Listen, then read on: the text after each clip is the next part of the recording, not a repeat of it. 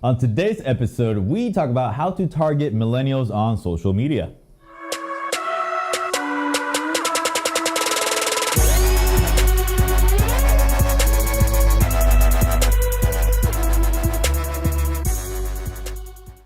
Hello, and welcome to episode 58 of Tip for Tip, where you ask your marketing question in exchange for a tip in your industry.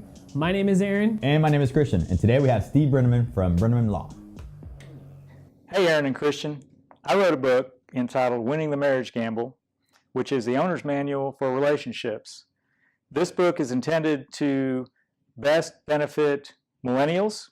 So my question for you today is, how can I target millennials who are the least likely group to feel like they need this education?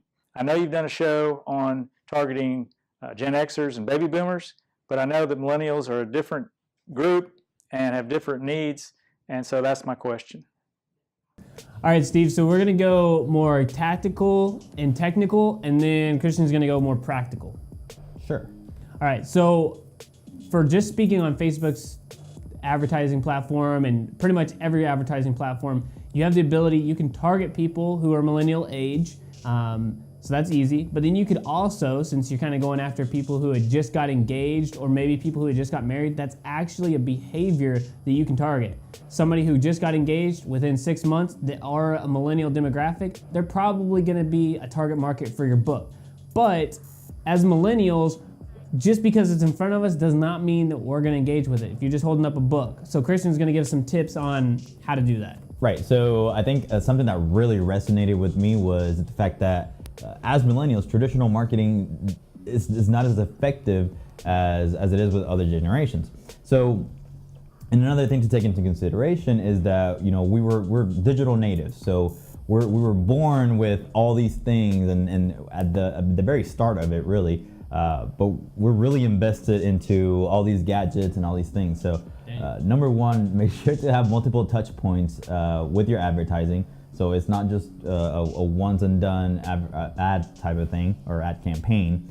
Mm-hmm. And another huge thing is, and this is sort of an idea that I was, thinking of for your book and that topic in particular, and I think you see this a lot on social media, is sort of a video including millennials, including people who are married, including people who are divorced, and do a sort of a round table talk about some of those issues and some of those problems. Those hard conversations. Those hard conversations, yes.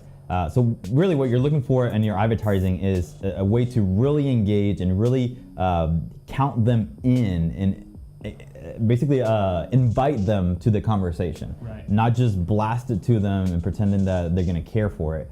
Or make it sound like, you're a millennial, so you're going to have this problem and just like bashing them kind of, I guess. Right. So again, traditional advertising is not going to work. Do something a little bit more engaging, definitely video, and include them in that conversation. That's good. Yeah.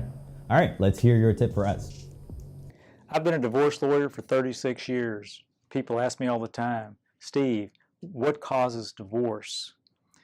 People divorce because they become emotionally disconnected over time.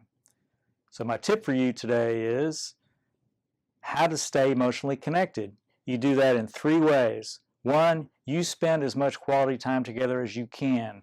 Number 2, you have meaningful conversations often. And number 3, you maintain a healthy, active sex life. If you will do that, you will maintain that emotional connection with each other.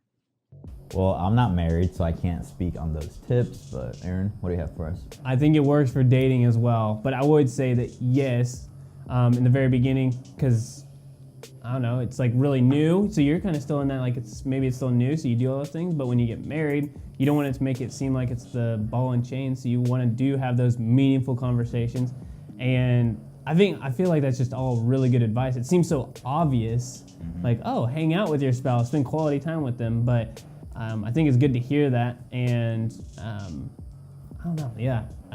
I think it's really cool that you're basically telling people not to get divorced when you're a divorce lawyer. So it's kind of like you're turning away business technically. But no, it's good that you're doing that. Yeah. Especially with the book and all that. I think great things to be doing. So. Cool. Great tip. Yep. Again, Steve, thank you so much for being on our show. And if you're a business owner and would like to come on Tip for Tip, all you have to do is go to bitbranding.co/tip for tip, fill out the form. All right, and our question of the week this next Monday is Memorial Day. What are you doing over the weekend? See you guys next week. Bye. Adios.